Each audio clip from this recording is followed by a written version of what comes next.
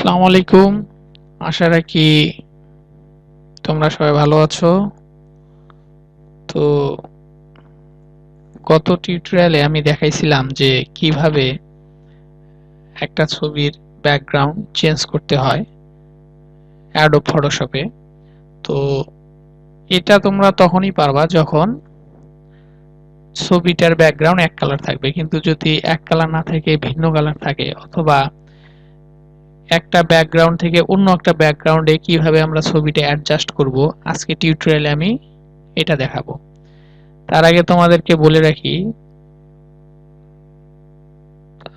তোমরা যদি আমার চ্যানেলে নতুন হয়ে থাকো তাহলে আমার চ্যানেলটা সাবস্ক্রাইব করো, আর যারা ইতিমধ্যে সাবস্ক্রাইব করবো তাদেরকে অসংখ্য ধন্যবাদ।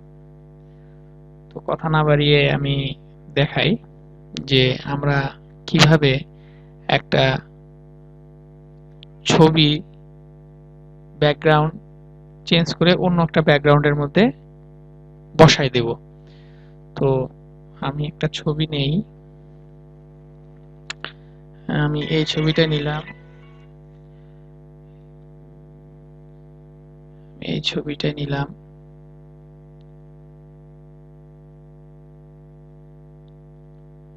তো এই ছবিটা একটু বড় করে নেই, কাজ করার সুবিধার জন্য এটা একটু জুম করে নিতে হবে। জুম করে নিয়ে এভাবে আরেকটা ব্যাকগ্রাউন্ড নেই, আমি এই ব্যাকগ্রাউন্ডটা নেই। আচ্ছা, এই ব্যাকগ্রাউন্ডটা নিলাম। তো এটা থাকলো। তো আমি কাজ করব এটা, এই যে ছবিটা আছে এই ছবিটা আমি এই ব্যাকগ্রাউন্ড থেকে চেঞ্জ করে আমার যে আরেকটা ব্যাকগ্রাউন্ড আছে এই ব্যাকগ্রাউন্ডে এখানে বসাই দেব। তো এর জন্য আমাকে এই যে এটা দেখতেছো, এই যে এই টুলসটার ব্যবহার করতে হবে, ল্যাসো টুলস।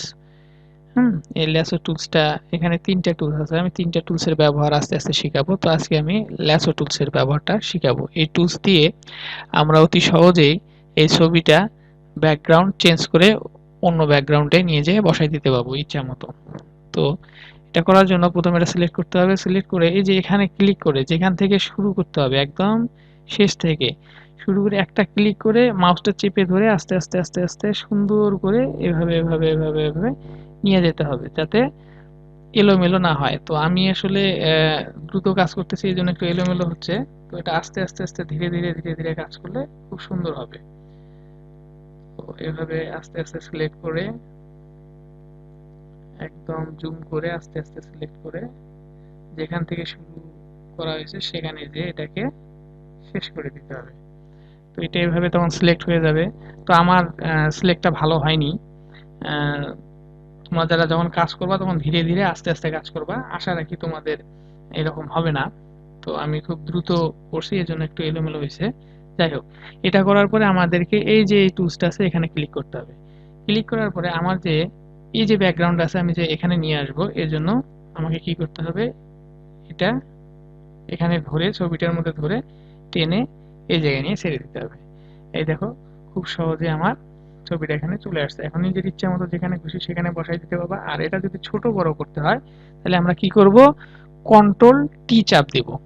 কন্ট্রোল টি চাপ দিয়ে তখন এইভাবে আসবে, তখন আমরা এটা ইচ্ছা মতন ছোট বড় যা খুশি তাই করতে পারবো। ইচ্ছা মতন যেভাবে খুশি সেভাবে বসায় দিতে পারবো। দেওয়ার পরে আমরা এটা অ্যাপ্লাই করে দেব, তোমার ছবিটা এখানে বসে যাবে।